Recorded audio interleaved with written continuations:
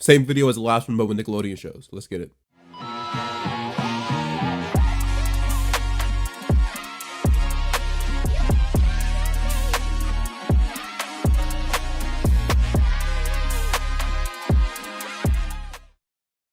They're two of Nick's biggest stars and two of Nick's biggest shows. And they're coming together. No way, you're iParty! In the biggest television event of the year. It's gonna be good. iCarly. That girl Carly's really pretty, don't you think? Meets Victorious. Joy. Who's she? In iParty with Victorious. The brand new TV event coming this summer only on Nick. I've been doing YouTube for a while now. I know how this works. Gotta start with a bang or else people might leave. So I might as well start with the one that y'all probably clicked on this video for. Nickelodeon sitcoms have been around for quite some time now, and although there's been many that have gone on to be iconic, let's be real. The most popular ones came from Schneider's Bakery. Not sure who Schneider is though. Even though I have my own opinions on some of the shows that would come out of this production company, one thing is for sure, they kind of just don't miss. The only show to come from there that got less than 3 seasons was a spin-off show of 2 very successful sitcoms that arguably was always destined to fail. My personal favorite will always be Drake and Josh, but undoubtedly 2 of the company's biggest and most impactful shows are iCarly and Victorious. I feel like every major kids show has to have some sort of sister series or running mate to air alongside it. Lab Rats had Mighty Med, Ben 10 had Generator X, Drake and Josh, I guess, had Zoe 101, but with iCarly coming out in late 07, it took a while for a show of somewhat equal popularity to come out so it could finally be paired with it. So Schneider's Bakery, whoever runs that studio, decided to take matters into their own hands and create Victorious. Finally, iCarly had a show it could be paired with on Friday nights. But then, naturally, they decided to take things a step further, and once Victorious proved to be a bona fide hit, they decided to cross the 2 shows over. Like every kid around this time that was actually allowed to watch Nickelodeon, I remember this episode being a huge deal. I more than likely watched it live. The thing is though, nowadays you only really see people talk about the final scene on social media, and if there's a caption attached, typically the word iconic is used as a way to describe the whole episode. But like, is it though? Well, it's time to take a look at it and see just how well it holds up, if at all.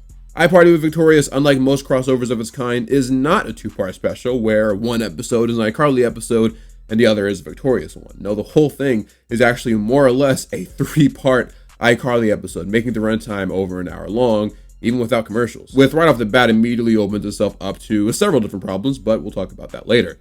The episode centers around Carly, who is in a super giddy mood now that she's in a relationship with this new boy named Steven. Steven is homeschooled and on top of that spends every other month in Los Angeles thanks to his parents being divorced. But tells Carly that he'll still be on track to be present for their 100-day kiss. Something that I'm positive is something that was made up for this episode, but apparently is a big deal in the Nickelodeon sitcom universe. As we find out though, while he might have been telling the truth about spending half of his year in Los Angeles, he hasn't been completely honest about what he's truly been doing there, as we actually see that the Steven guy is also dating Tori Vega.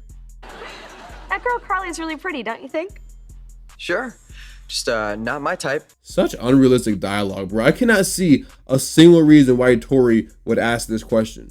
And don't even answer that one, bro. That's a trap. You gotta hit her with the Bronny James, why would you ask me that?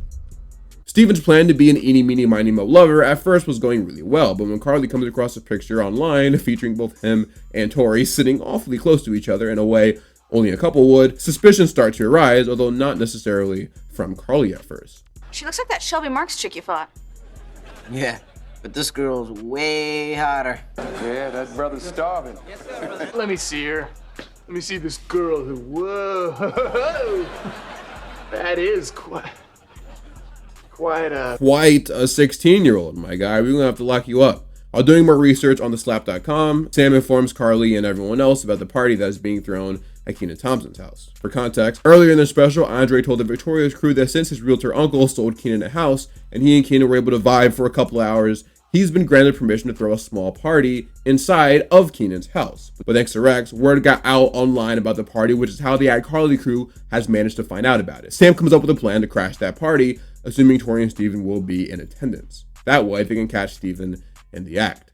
This is one of the issues I have with this episode. The setup, in my opinion, is just a little too extra. I'm willing to suspend my disbelief on Steven dating both Carly and Tori, but that's not my issue. My issue is that they went with that plot to begin with. I don't think that this was the move. Victorious is a show about multi-talented teenagers on a quest to make it in the industry. iCarly is a show about internet celebrities that are basically at the top of the totem pole when it comes to the people who do what they do. It's not uncommon that they hire people to perform on their web show or even find themselves in opportunities where they're rubbing shoulders with people in the industry. These two shows aren't super similar, but I feel like their main story engines align enough so that they wouldn't have to do anything extra, like two girls dating the same guy to cross them over. Crossover should make full use of each show involves premise, but this one just doesn't, and instead they go with a plot that really could be used for any two sitcoms. Carly is still in denial. Poor girl. But they decide to head to LA anyway to find out for sure. But before they do, understanding the fame that they've all accumulated, they don't want to get recognized. So they go to one of Spencer's ex's cribs to get a makeover. Oh man, they got Freddie looking like Jim Carrey. And now Carly really looks like Michael Jackson. Wow. The thing is though, everyone gets a disguise but Spencer, which is weird because Spencer was also on iCarly a good amount. There's never an explanation for this either, but alright, that's cool. Also, I never realized until now that Gibby wears a Drake and Josh hat. One of the biggest complaints brought up about this episode is the actual crossover aspect. Thanks to the plot that they chose to run with, we don't get an actual interaction between an iCarly and Victoria's character until about 37 minutes in. And even that is just a brief Kat and Gibby moment. Instead of time being devoted to plots involving characters that are from both shows, for the most part, we just get a bunch of random subplots. Way too many random subplots. See, the problem is, there are just way more Victoria's characters in general than iCarly characters. So instead of receiving subplots like Jay meeting Sam or Freddie meeting Robbie, we kind of just get a bunch of regular Victoria's side stories that just feel like B-plot filler you'd see in your standard episode. And you can kind of tell they had no idea what to do with some of these characters. Kat can't speak thanks to some sort of condition she contracted, so she's using text-to-speech as her main way of communication.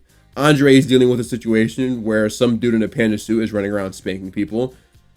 Okay, Trina is babysitting her guidance counselor Lane's friend's kids. Psychowitz, who was in the episode for some reason, is trying to scare Beck because apparently he's never experienced true fear before. And Robbie and Rex are hanging around the DJ booth, causing a bunch of issues. Also, Sinjin is in this episode as well, and he kind of has a side plot of his own involving a surfboard video game. That is 1, 2, 3, 4, 5, arguably 6 Victorious subplots going on at the same time, with appearances from 9, arguably 10 different Victorious characters if you want to include Rex's one. Only one of which actually contains a character from iCarly, being Spencer. At some point this episode just becomes an episode of Victorious featuring the iCarly crew, which is just not what people expected from this hour-long episode, nor is it what we should have received, especially since there were multiple character pairings that should have happened, but didn't. Everyone would have wanted to see Sam and Jade interact. Everyone would have wanted to see, I don't know, like Robbie and Freddie interact, or maybe Spencer and Robbie, since there could have been potential in him admiring Rex and how he was made.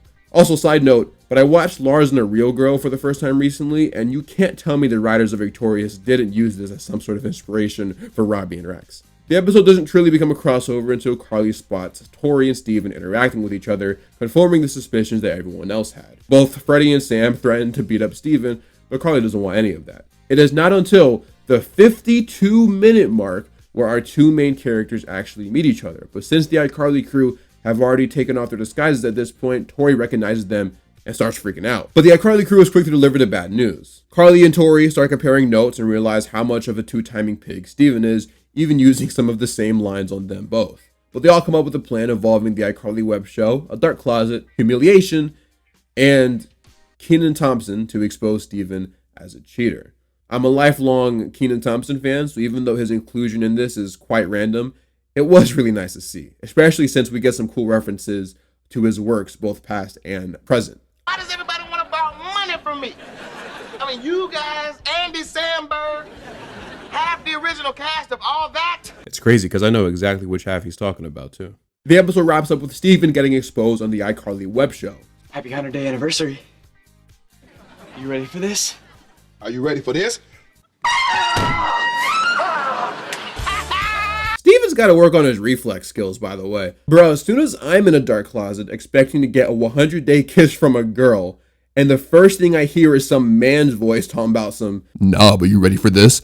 I would have, boom! That is the time to cut and run. Funny thing is, Kenan Thompson will later stage something similar to this once he found out his wife was cheating on him with Chris Redd from SNL. Towards the end of the episode, we finally get the interaction we all expected. We found out iCarly and Victorious would be crossing over, which is, of course, a rap battle between Rex and Sam. Oh, how cute a little rapping puppet. Psych, you're more like a rejected Muppet. Oh man, she called you Walter, bro. You gonna take that? But all right. The real ending of the episode, of course, centers around the iconic mashup song of Leave It All to Me and Make It Shine. And, this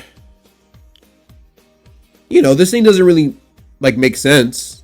You know what I mean? Because, Leave It All to Me is not a real song in the iCarly world. It's not the actual, theme song to the web show. When the DJ spins that record, he starts it out with, I'm gonna play one that everybody knows. Nah, bruh, no one knows this song. Not even Carly knows this song in universe. And you know what, dude? As disappointing as this episode was, I'm not gonna lie, I legitimately still got goosebumps during this scene. I also had a fever while watching this for this video, so that could have just been chills. But I'm pretty sure at least a few of those bumps was thanks to how cool it was to see these two shows interacting. It is genuinely a shame that we didn't get more interactions in this episode because there was plenty of material for at least a few. And what makes it worse is that with all the flaws this episode has, it somehow still ended up being an entertaining watch. And I'm not someone that glazes these shows like other people. I didn't even like Victorious that much, at least not compared to iCarly. But this is at the very least a watchable and enjoyable episode. It's just an absolutely horrible crossover. And I'm not being hyperbolic. I don't think this episode is iconic.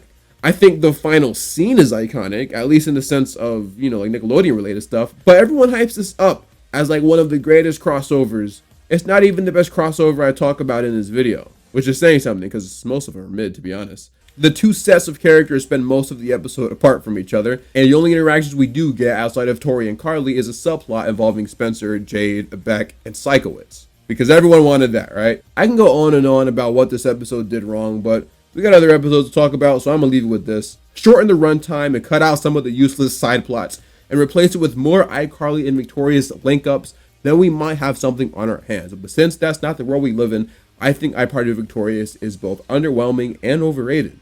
This episode did give us something that Nick had never done before though, and that was crossing over two of its biggest live action shows. And if that's enough to satisfy you, then feel free to give it a rewatch. Jimmy, Timmy, think they've seen the last of each other? Think again. Neutron, are you nuts? Have you gone completely mental? You want to hang out with me, the two of us together? Maybe. Jimmy and Timmy are friends? Do you know what this means? Do you? Do you? Oh, you can bet they won't ignore me. I'm like catnip to those boys. They poop on you in a box? That's kitty litter, you idiot. Jimmy Timmy 3, coming this summer, only on Nick. What happens when two people both accidentally create a show where two of the main protagonists have names that sound alike? You get a power hour. 3 of them, actually. Literally, this is the origin story according to Fairly Odd Parents and Oax's creator Butch Hartman. Butch Hartman and John A. Davis realized their two shows had some similarities with each other, so they decided to pitch a crossover special to Nickelodeon. Nickelodeon obviously loved it, so they made it happen. Then they made it happen 2 more times because they saw how much money they made off the first one and thought, yeah, we're gonna have to run it back. The thing is, there are 3 of them, and so I had to choose which one of these to review. The first one is a classic, but I feel like it's definitely the one people talk about the most. And the second one I feel is the best, and the third one exists. You know what, I'm gonna do the third one just to make people mad. Plus, after watching it, I do legit have some stuff to say about why maybe there shouldn't have been so many of these. Jimmy Timmy Power Hour 3 premiered on July 21st, 2006. And the theme that drives this episode is friendship. The episode starts off with Jimmy talking to Carl and Sheen about how nothing will ever tear their friendship apart. They're like the 3 Musketeers, or Bosch, Wade, and Braun, Clay, Steph, and Draymond, Chet, Dub, and Shay, Bubbles, Blossom, and Buttercup, Joe, Sam, and Fred, Carly, Sam, and Fred. D. He didn't actually say all that, but you get the point. The point is, he intends on the 3 of them being friends forever. Meanwhile, in another dimension, Timmy is having almost the opposite thing happen to him. None of his friends are available to hang out with him. So he decides that the only thing left to do is to go to his old pal, Jimmy's house. In 3D land? Remember, this is their 3rd time linking up, so by now, Timmy is pretty familiar with everyone in Retroville. Especially one Cindy Vortex, who, if you recall, he kind of had a crush on in previous episodes. I just remembered, y'all remember, I think in the second one where Jimmy and Timmy fought over Cindy in the final scene, Cindy kept switching between the 3D and 2D art styles? That was sick. These crossovers used to have so much aura. So what in the name of Chip Skylark happened with this one? Timmy and Jimmy fight while en route to Cindy's house, only for her to actually be on a spa retreat and won't be back until later. The thing is though, since they can't do anything with Cindy, Timmy and Jimmy start spending time with each other, which starts to make Sheen and Carl feel a bit neglected. As they take down villains in their respective worlds, the two are truly inseparable, and it's not just Jimmy's friends that notice. AJ and Chester start to feel left out as well, and so they hop into 3D land to see what's going on. And man, are they ugly! Especially Chester. This dude looks straight out of The Save-Ems. What is it about the Fairly Odd Parents characters that just don't translate well to the Jimmy Neutron world? No, I'm like genuinely asking. I have no experience with animation of any kind. These are genuinely two different art styles. They don't look like they're of the same world at all. Look at them! Chopness aside, I do actually like part of the plot of this episode. Having Jimmy and Timmy's friends interacting with each other be one of the main aspects of it is a fun idea, and it definitely made sense. The problem is, this is probably the only interesting thing this episode has going for it, and it's not that interesting to warrant the existence of this episode. The actual main story is easily the worst out of the three crossovers, and obviously only exists because the other two did so well. Jimmy and Timmy design a villain of their own to take down since the other ones were so easy, and they get so caught up in this that not even Cindy can snap them out of it. They designed this Galactus/Apocalypse fusion dude named Shirley, who although is super duper powerful, isn't really all that evil. So Jimmy and Timmy head back to the lab to figure out what exactly is wrong with them and how they can improve them, but when they do that, they kind of just leave bro stranded, and so this is what truly starts his villain arc, and now he starts acting all crazy. Like I mentioned earlier though, they made him a little too powerful, and so at some point this dude just starts adapting to literally everything. He's like Doomsday basically. You can't kill him the same way twice. And like it's around this time where the novelty of these two crossing over has really worn off, mostly because this episode is just boring, but also because it would have been hard to top the first two regardless. Seeing them interact just isn't special anymore, and is why I believe that crossovers for the most part should just be one-time things. This one felt like it was made not because they had some grand idea to cross them over again, but just because the other two did so well. At some point, Shirley drains Jimmy's brain power into his own head and has now become the ultimate supervillain, both strong and smart. He also removes Cosmo Wanda's abilities, making stopping him quite the challenge. Things take a turn for the worse once Shirley pops into Retroville looking straight out of the Flash movie. Realistically, the Flash show definitely had worse CGI, but it was also a CW show, so I kind of gotta give it a little slack. Ain't no excuse for shots like this. James Gunn, save us. We need a Flash adaptation with actually decent CGI, and preferably Wally West as the lead. With Abracadabra as the villain, and they specifically adapt that one story where Wally gets put on trial for superhero negligence and it breaks him mentally. The Jimmy Neutron background characters get put into this weird in-between world where they're all in the Fairly Odd Parents art style, but still kind of like weird and bendy and 3D. This dude eventually just starts wumbo zapping everything and everyone, even Vicky. But we not mad about that one. We hate Vicky over here. Really, this whole episode serves as a lesson of why you should never betray or ignore your friends. Jimmy and Timmy kind of neglect their friends to create Shirley, who once they realize isn't as cool as they thought, kind of just leave him out to dry to create a new one. Can't believe I'm making another Flash reference, but this is literally how Savitar was created in the TV show. Kinda. Never really felt his origin made sense.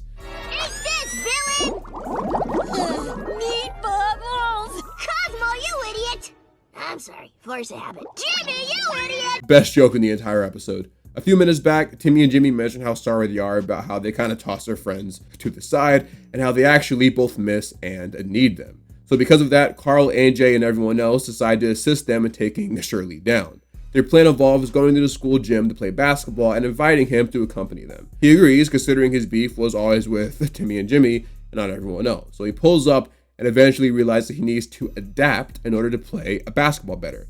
So he shrinks and channels his inner Bam Adebayo and starts balling on these fools like they're the Washington Wizards. Hey, real quick, shout out my guy Bam, bruh. 83 is legendary. This dude out here hooping like me. I love to see it. But really, that was just done to make him smaller. Later, Libby and Cindy do something similar, this time tricking Shirley into removing his gadgets and weapons, thus making it easier to take him down. Chester manages to catch Shirley in a butterfly net, rendering his powers useless. Why, you might ask? because according to the actual Fairly Odd Parents lore, butterfly nets nullify fairy power, which is what he was using to cause all this havoc. I'm serious, look it up, this is a crazy pull. Anyway, they piece everything up by giving Shirley his own restaurant, and they all live happily ever after. Well, the Fairly Odd Parents characters do, at least. This is actually Jimmy's final episode because the show ended up getting canceled. Very sad. The Jerkinator, like I mentioned before, is the worst of the Jimmy Timmy episodes, and it's mainly due to the fact that it just never really needed to exist. Arguably, the second one didn't either, but at least that one was good, so it was fine. By the time this one came around, which was only a few months after the first one, I feel like the magic, no pun intended, was gone. It didn't feel special anymore. They had run out of all the interesting things they could have done with these two shows, so because of that, this one just ends up being really boring. I kind of like the idea of Timmy and Jimmy's friends feeling neglected and to start hanging out with each other because of that, but it also feels a little out of character that Jimmy would do something like that. It doesn't feel like something he'd do. Granted, it's been a while since I've gone back and watched episodes of the show, but I remember Jimmy being pretty loyal to Sheen and Carl. This ain't the same Jimmy that told Carl his frog looked great, that's for sure. And look, even if Jimmy did ever start spending less time with his friends, it wouldn't be to hang out with Timmy Turner, out of all people. It would be for someone who was also a genius. Like if there was ever a Dexter and Jimmy crossover, and I mean with Paramount buying Warner Brothers at this rate, there's a chance that it actually happens. But as a Jimmy Neutron fan, I didn't really enjoy seeing my GOAT written out of character like this. Also, more than any of these other specials, this one really does feel like a Fairly Odd Parents episode. And I always kind of preferred Jimmy over that show. I kind of only watched Fairly Odd to pass the time. I don't know, to me this Power Hour didn't really need to exist. It easily has the weakest story out of the three, and there isn't much in it that makes it stand out, aside from the fact that it is still a crossover. That's all I got though. On to the next one. Saturday, Big Time Rush guest stars on a brand new How to Rock. I need you, and you to perform in my campaign rally. What's it gonna take? Oh boy. This is the first time that we did a crossover with another Nickelodeon show. When the cast of these two shows got together, everyone got in on the laughs. Working with Big Time Rush is such a great experience because they're all really sweet and they're here now. Yeah. No, please keep telling me about me. Well, we had a great time being on your show, and you guys were awesome. Let me say it was pretty awesome. And of course, Big Time Rush proved they definitely know how to rock.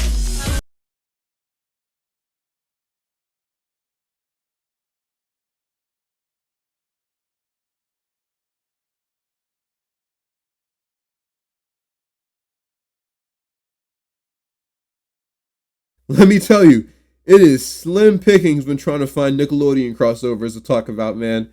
They got me talking about How to Rock, boy. I tell you. What's next? The legendary Dudas? It's time for the Duda Brothers. Man, y'all lasted 6 episodes. No, it ain't. Okay, so here's the thing. I don't know if this episode of How to Rock featuring Big Time Rush is actually a crossover. Because technically, while Big Time Rush was obviously a show, they were also still a band in real life. Matter of fact, IMDb has these guys listed as playing themselves in the episode, not their TV show counterparts. Kind of like when the Cheetah Girls were on Sweet Life way back when, but the Cheetah Girls were also kind of a group in real life too, so that wasn't really a crossover episode. However, I basically have no other crossovers to talk about. It was either this or like Young Dylan meets that girl Lele. And I ain't that washed yet. So we gonna count this as a crossover. First of all, there's a chance that some of y'all either haven't heard of the show or haven't thought about it in a while. So to give you a brief rundown of it, it is basically like Victorious but with less aura, and the main character is Lil Romeo's sister. Or Master P's daughter if you're 40. And if you don't know who either of those people are, I don't know, bro, she got a song with Jacob Lattimore? Though if you know who Jacob Lattimore is, but not Lil Romeo, we're gonna have a conversation.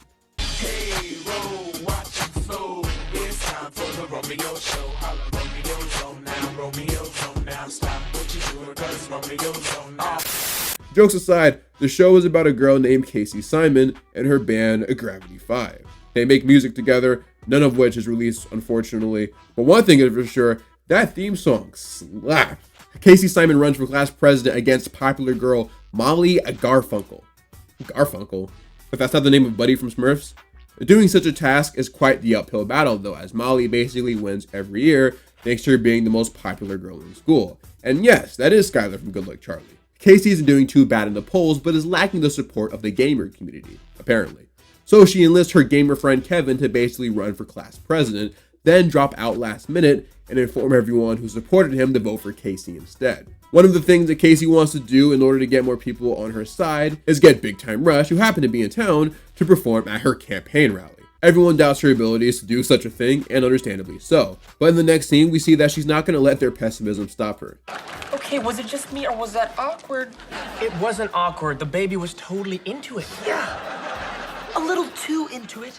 I'm telling you, there's no way that we were the first people to ever sign that baby's face. So, interesting enough, even though they likely aren't playing their TV show counterparts in this episode, they are still more or less written like them. This episode is kind of funny because there are so many reasons why Nick chose to do it. This was only the 6th episode of the series, and so naturally, this episode was used to garner ratings. Big Time Rush, being one of the biggest shows on the network at the time, was a good choice, but this wasn't a move solely made to help out How to Rock. When you look at the labels of the CDs and posters surrounding the band, everything is branded Better With You. This was because when the episode aired, BTR was in the middle of their Better With You tour, which is named after the song Music Sounds Better With You. One of the best BTR songs, by the way. So yeah, this episode was more or less done to advertise the tour, the single, and the album it was attached to, Elevate.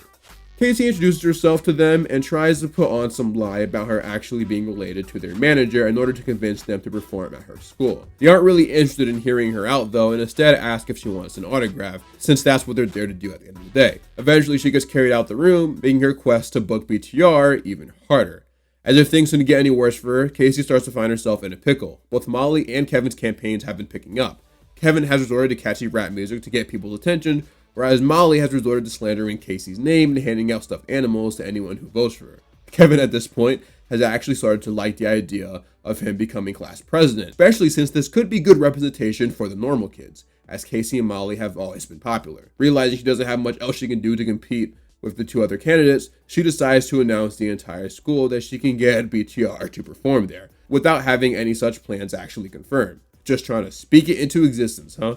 Alright, you know what, I respect it. In the next scene, we see BTR fresh off of performing a show, heading back to their dressing room. This episode was written by Jim O'Doherty, who actually, fun fact, created Kickin' It. But I bring this up because Jim does not have any experience at all with Big Time Rush. And even though I mentioned earlier that the boys were written basically like they were in their show, it was more so a comment about their personalities and dynamics. The actual dialogue doesn't sound like anything they'd say in the actual show though.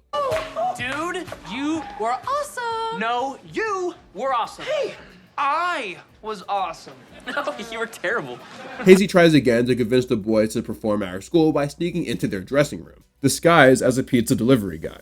All the boys are disappointed that she wasn't actually there to give them pizza, which is completely valid. I'd react the same way. Casey continues her pitch from earlier by attempting to bring up a resonating point. After explaining she's basically already promised the entire school they'd come, she asks if they've ever had an embarrassing moment in high school that could have benefited from being saved by someone of the likes of, well, them. And the boys stop to mull it over, engaging in some deep thought. So please. Okay, hold up, I'm confused. How do you buy a pizza box with no pizza in it, That's a good question. Casey gets carried out by security and naturally assumes that her pitch wasn't successful. At some point, though, she realizes that whether they perform or not isn't important at the moment. Matter of fact, she's not even concerned with who wins anymore. Like how a lot of these episodes went, Casey gets taught a lesson in humility and being self-sacrificing when she finds out that Kevin actually ended up voting for her instead of himself. He decides that since they did have a deal, it would be right for him to keep up with it. Motivated by Kevin's actions, Casey ends up getting on the table to tell everyone to vote for him instead. At the end of the day, Casey only wants to be the voice of the people, but Kevin is the voice of the people, and he actually ends up winning the election. Love to see it. Who doesn't like a good underdog story? To make this even sweeter though, during the school celebration of Kevin winning, Casey gets a surprise visit from none other than a Big Time Rush, who are there to free Casey out of her sticky situation. Which, is nice of them, I guess, but if I was them, I would have just let her burn for real. You gotta live with your mistakes. You can't be out here lying to people and then expect things to work out all willy-nilly. But this is a Nickelodeon show at the end of the day where that kind of stuff happens frequently. So, at the very least, this results in a good ending for the episode. As BTR performs, music sounds better. This one, for those who are unaware, samples and interpolates the classic Stardust song of similar name. Stardust being a French house group consisting of 3 people, one of which is actually one of the founding members of Daft Punk, my favorite music artist of all time. If I had $1 for every time Big Time Rush sampled a song from a group that consists of at least one member that's more so known for a much more successful group that I also happen to really enjoy, I'd have 2 nickels. And you know the rest. Which isn't a lot, but it's weird that it happened twice, right? After the performance, we get this one last final scene of Gravity 5 and BTR interacting with each other. They start going back and forth about different venues they performed at, with Big Time Rush obviously having the more impressive feats. Despite this though, they actually mentioned they'd be totally down for potentially collabing with a high school band. Yeah, okay, they just said that to be nice. That's like me asking Kenny Beecham for a collab. But, hey, if you watching, big bro, let's cook. Anyway, this is how the episode ends. Do these guys know how to hold it down? Oh, I think we know how to hold it down. Okay, here we go. Ready? Hold it down. How to Rock an Election, the show's kind of crossover with Big Time Rush, is fine, I guess. It kind of reminds me of the I'm in the Band crossover with Sweet Life that literally only existed to boost the former's ratings. In a vacuum, this episode's message and specifically the story arc of Casey are actually pretty good. Problem is, nearly every episode of the show that I remember at least is like this. She basically learns the same lesson in every episode and never actually grows. This is basically what Foster's haters be saying about Blue, but that show is actually very funny, so it was worth it. Despite this episode not technically being a crossover, I do think the crossover aspect, if you want to call it that, was good. Realistically, with BTR being actual celebs in universe, there wouldn't be much room for a prolonged crossover involving all the characters. Even in this episode, they're basically constantly surrounded by security. But they managed to make the best out of it by giving BTR 4 scenes and even a performance, which is more than similar episodes have done. And I mean, the little we did see of Casey interacting with them was pretty fun. Likely because the 5 have already spent plenty of time together, with Symphonic being in a BTR episode, which resulted in another banger song. I know you know. It's funny, BTR actually has a pretty decent amount of these episodes. Nick really tried to push them hard. They have this one, the Marvin episode, and even Penguins of Madagascar. Can't ever say Nick didn't try to get the band out there. Anyway, cool little episode. For more coverage on both shows involved, feel free to check out my guy, Zach Bennett. He has multi-hour videos on both shows. On to the next episode. Saturday, June 18th, when the world is overrun by criminals, your favorite superheroes will join forces. And when these heroes unite in battle, they also unite on a poster. How long do you think we're gonna have to keep this up for? I don't know. Are they still staring at us? Yup. Danger and Thunder, a Nickelodeon blockbuster event. Saturday, June 18th. This is getting awkward. Yup. The year is 2013 and the MCU and superheroes as a whole are really, really popular. So popular that even bad movies based on superheroes did well in the box office. And so because of this, everyone and their mom tried to cash in on the superhero trend. We even got a SpongeBob superhero movie, which almost certainly wouldn't have existed had it not been for the MCU. It made sense that Nick would try to take that popularity found in the movies and try to put their own little kid-friendly spin to it, thus leading to the Thundermans. Oddly enough though, I guess Nick decided that one wasn't enough, and a year later we got Henry Danger. I don't think I've ever seen anyone talk about how weird it is that Nick, out of all channels, had 2 superhero shows going at the same time. But to be honest though, this is when Nick was trying to get a little weird and experimental with their sitcoms, considering we got Haunted Hathaways and I Am Frankie around the same time. Bella and the Bulldogs too. Hey, now that I think about it, why was Nickelodeon making a bunch of Disney XD shows? The only thing weirder than having 2 superhero sitcoms at the same time would have been not crossing them over. Fortunately for us, Nick saw the vision and gave us Danger and Thunder. And by us, I mean y'all, not me. I wasn't watching those shows. Don't get it twisted though. I have seen both of these shows in passing before, and I know enough to feel comfortable talking about them, which is one of the only reasons why I even chose to do this. I also didn't really have any other options. Trust me, I wanted to do the Keenan and Kel and Cousin Skeeter crossover, but all the footage looks like it was recorded with a Game Boy printer, so yeah, nah, I'm good. Anyone who's ever wanted me to review either of these shows in their entirety, quiet up and listen down. Scratch that, reverse it, because this is likely the only time I will ever talk about them again. So let's get into it. The Danger and Thunder, despite being a 2-part special involving 2 shows, aired both as Henry Danger episodes. So because of this, as much as I would love to say that it was this great merging of both shows, it really is just a Henry Danger special featuring Max and Phoebe, written predominantly by the Henry Danger staff. Early in the episode, it's explained that the Thunderman parents have taken all the younger members of the family to an amusement park, and with them being out of town, Phoebe wants to sneak off and go to Swellview. Why, you may ask? Well, earlier she was watching highlights of Kid Danger and Captain Man fighting crime, and was quite impressed. But more importantly, there seems to be a huge crime wave in the city, and Phoebe, being a fan of both of them, wants to go over to help them. Also, the version that I watched was one of those annoying pop-up versions, I guess, where it contains these stupid facts about the production of the episode, and there's nothing I can do about it, unfortunately. Okay, that really hurt. Didn't hurt me. I do my own stunts, people. Yeah, no one cares. Going to the Henry Danger side of things, Kid Danger and Captain Man apprehend the Canadian villain trio called the Three Muchachos. And while interrogating them, they find out about a meeting involving all the big villains in Swellview that is centered around taking down Henry and Ray. So the two of them, plus Charlotte, come up with an idea to dress up as the Muchachos and crash this meeting. The thing is though, once they go up the tube, they get mistaken as the actual villains by not only an innocent HVAC guy, but also Thunder Girl, who is there for some reason. I don't know who you are, but why don't you just... Hey, she can do that? Ooh, that's gotta sting. Eventually, Ray recognizes that she's a daughter of Thunderman, who apparently he goes way back with.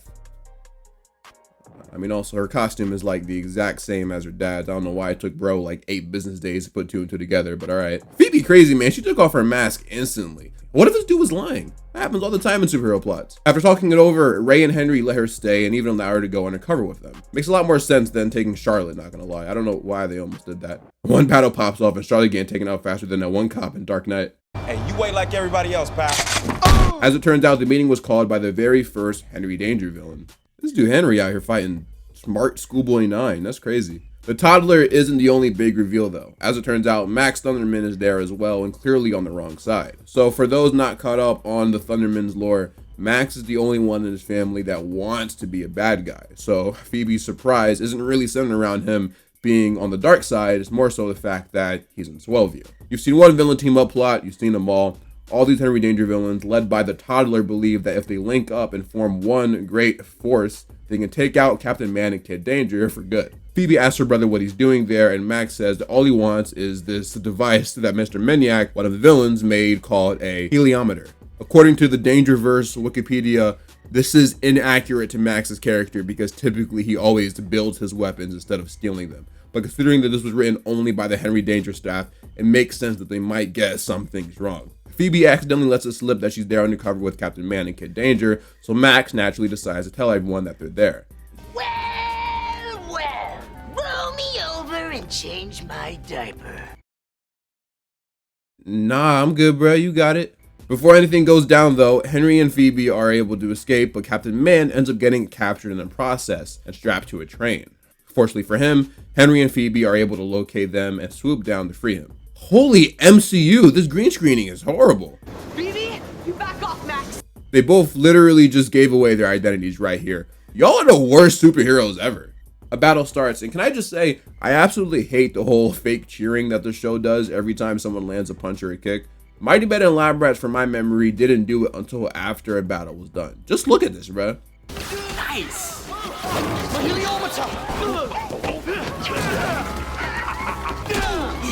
Eventually, Charlotte and Schwad manage to free Ray, and Ray throws the baby off the train, making things slightly more even. Girl, why didn't you do that earlier? If I were you, I would have started chucking people like that one stage in Spider-Man 2 where you get to play as Venom. While Max is still trying to get the helium ray or whatever it's called, Captain Man, Thunder Girl, and Kid Danger battle the remaining bad guys. And a fight scene so bad it makes me wish I was still covering Lab Rats versus Mighty Med. At this rate, I'd even take Super Y over this. Hey, no disrespect to Super Y though, don't get it twisted, that theme song went dummy. The three heroes take down all the bad guys, only really having Max left to deal with. But considering that's Phoebe's family, they decide to deal with him just a little better than the other goons. Well, as you could imagine, I am not the biggest fan of this episode at all, but I will say that at the very least, it's consistent with the rest of the show's quality, at least from what I've seen. What I will speak on though is the actual crossover aspect, or really the lack thereof. No effort was put into making this episode a genuine crossover of both shows. There wasn't a merging of the theme songs. There wasn't a first half of the episode takes place in a Thunderman's world and the other takes place in a Henry Danger world. It was literally just a standard Henry Danger episode featuring the Thunder Twins.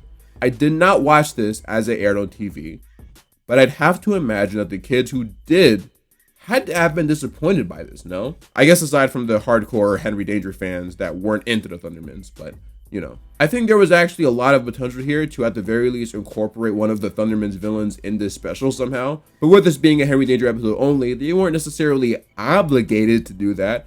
I just think it would have increased the crossover aspect a bit. Also, with this episode being written by only the Danger staff, I do wonder what other inaccuracies or perhaps just small changes were made with the Thunderman's characters involved. I know I've seen some point out how Mac was a little too evil in this episode, I guess, and instead would have eventually switched sides to help Phoebe at some point, which I guess makes sense considering they are still brother and sister. But y'all tell me, I know plenty of y'all probably grew up with both shows. And you know, that's the interesting thing too. Something I've come to see as time has gone on, Henry Danger has a lot of shooters.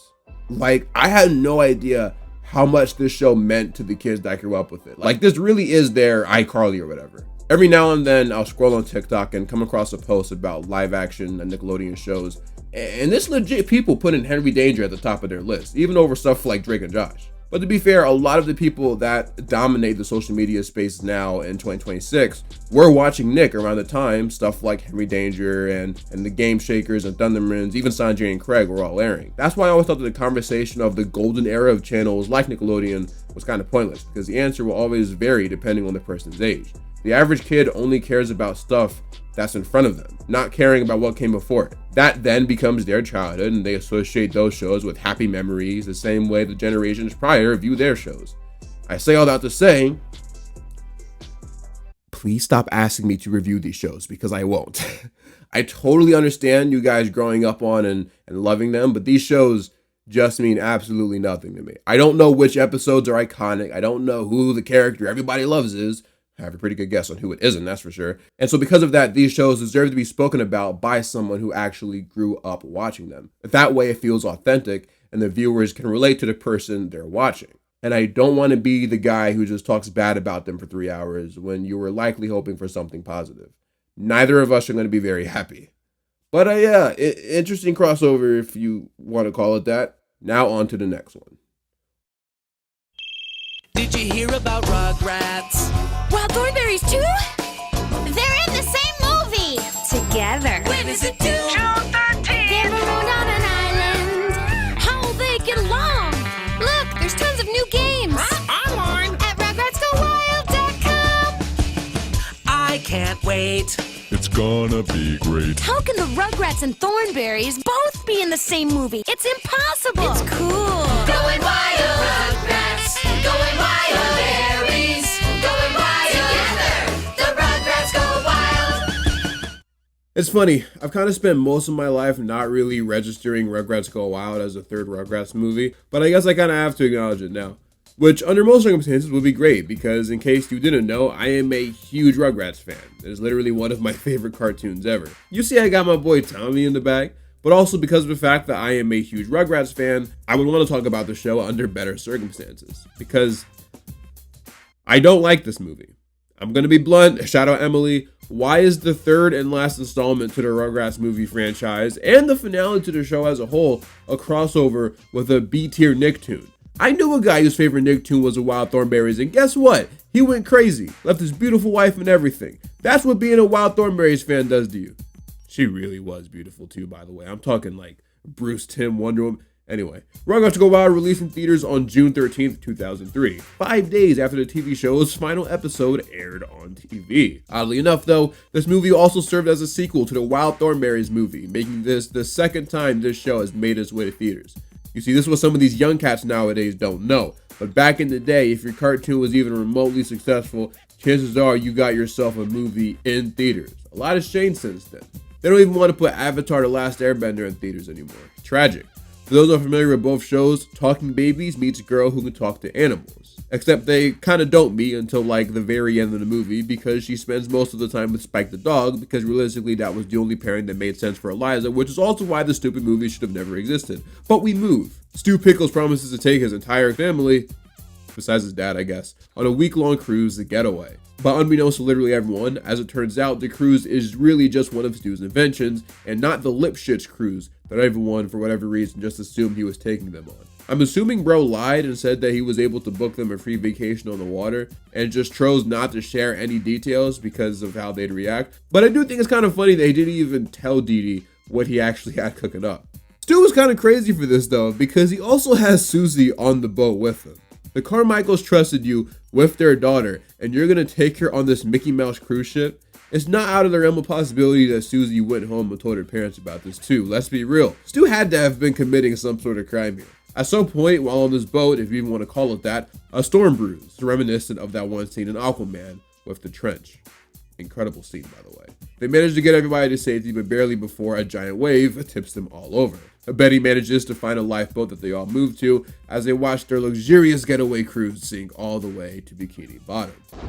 I can't help feeling partially responsible.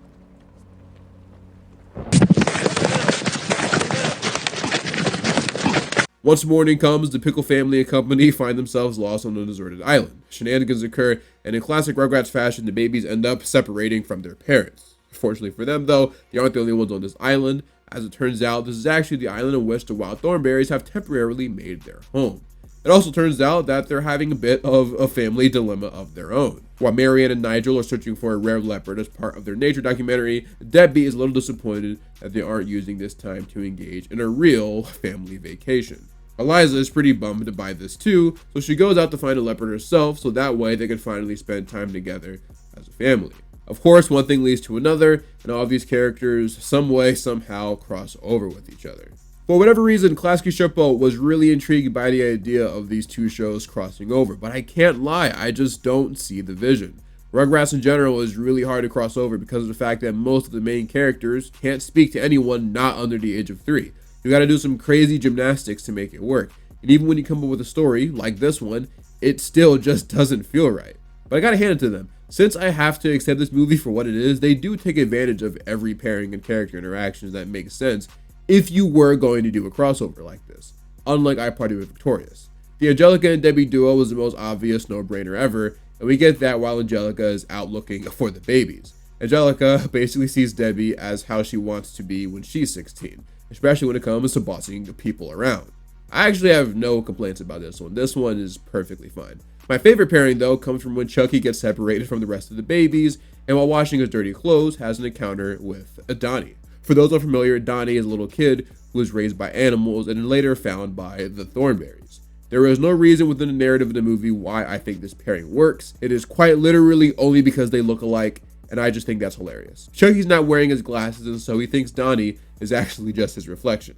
That's genius. It's the best thing in the entire movie, aside from Chucky saving Punch the monkey. So just go away and leave this little monkey alone. Oh no, Chucky was always probably my favorite character in Rugrats.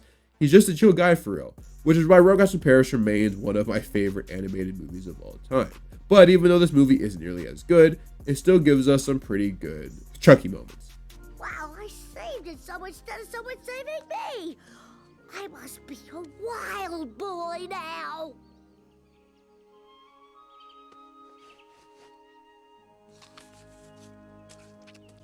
This is where the compliments stop though, because the other pairings just aren't as good. Eliza spends a lot of her time with Darwin and then later Spike, who also is looking for the babies. But don't get me wrong, this is the only plot that Eliza could have possibly been in, but it's because of that I think this movie was just kind of doomed from the start. I have literally no interest in seeing Eliza, honestly, period. I never cared for her character, but specifically for this movie, I have no interest in seeing her interact with Spike the entire time. It makes sense, I just don't care. It's like math. Also, like most theatrical movies based on animated series, the budget allowed them to hire exactly one movie star. So when Eliza talks to Spike, Spike talks back in the voice of Bruce Willis. And actually, this, along with the fact that the movie was presented in Smell-O-Vision, which unfortunately explains a lot of the jokes, is one of the things that were heavily mentioned in the advertising of it. Nearly every promo was talking about how Spike was talking now. For some reason in 2003, this was a big deal, but as someone that's been a Rugrats fan for a long time, I've never once wondered what Spike's voice sounded like, or cared. He's a dog and not of the talking kind. But I gotta hand it to him. Bruce does do an excellent job. and it is mildly interesting to actually hear Spike's determination to find the babies vocalized. And then lastly, a lot of the movie, and I guess the main character arc, is centered around Tommy idolizing Nigel Thornberry. So naturally, Tommy and all the other babies spend their time with him. Tommy is a leader and likes to go on adventures. Theoretically, this pairing makes sense. But it's also the worst one because they can't even really interact. And it doesn't really help that Nigel gets hit on the head and starts believing that he himself is also a baby. So most of the plot isn't even Nigel in his prime. They use this as, I guess, the big emotional moment of the movie. Since Nigel is not able to help the babies get home, Tommy takes it upon himself to get everything done. But once they're stuck in a cave, Tommy realizes that maybe what Angelica said earlier about him is true. Maybe he never will be Nigel Thornberry. Maybe he is just a backyard baby with a diaper full of dreams. They basically do the same thing but better in the Jimmy Neutron movie, so if you've seen that, you've seen this. And like in that scene, Tommy's friends remind him of all the impressive things that he's been able to do so far to cheer him up.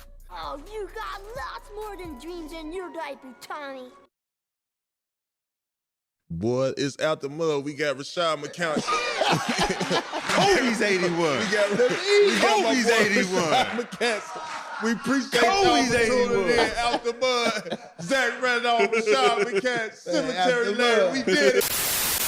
Somehow, Angelica manages to activate the Thornberry submarine and locates the babies. Nigel eventually locks in, and with the help of his family and the Rugrats family, they all manage to rescue everyone back to safety. Stu specifically uses this time as redemption for his mishap earlier. Angelica tells Tommy that maybe one day he will grow up to be Nigel Thornberry, but he has other things in mind. But I think I'll grow up to be just like my daddy. He says all this, and then bro ends up becoming a filmmaker and all grown up. This dude lost so much aura in that show. The Thornberrys themselves end up learning their lesson as well. So now that they've reached that conclusion and the Rugrats adults have all forgiven Stu for nearly getting them killed, they all actually head to the Dr. Lipschitz cruise, with that serving as the movie's ending. For what it's worth, I think the movie actually wraps up pretty well, but not well enough for me to forgive it for its sins. And there's a good amount of them. First of all, musical numbers in Rugrats do not work outside of Jackie Chan from the second one. And the lullaby scene in the first one, that was peak, but even that was barely anything. The big drawn out musical numbers with the visual gags and lines for every character is just too much for this show.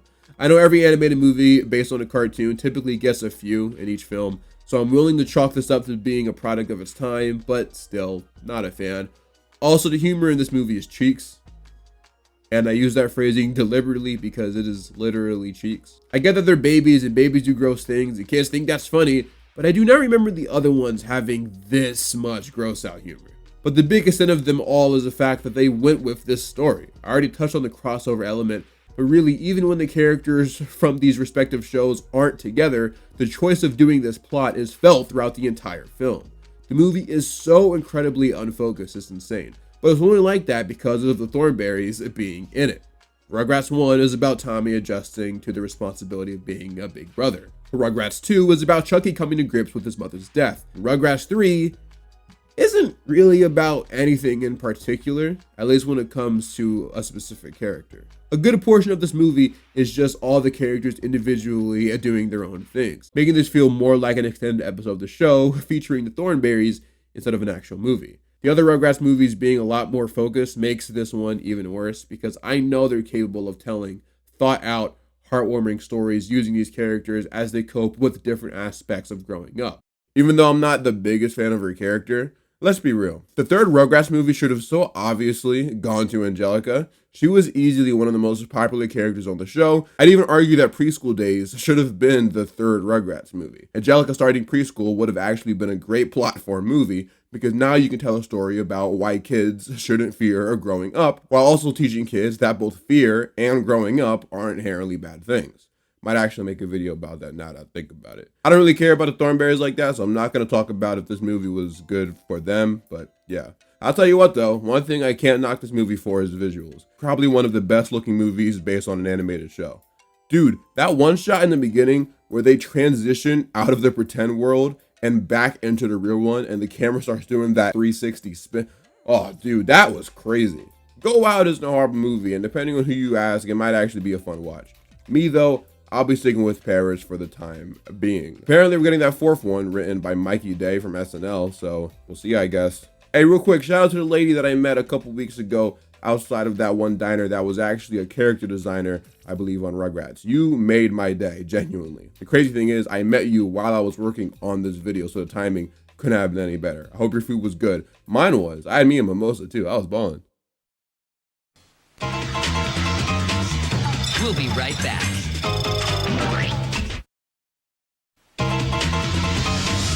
Now, back to the show. Alright, so I'm not gonna lie.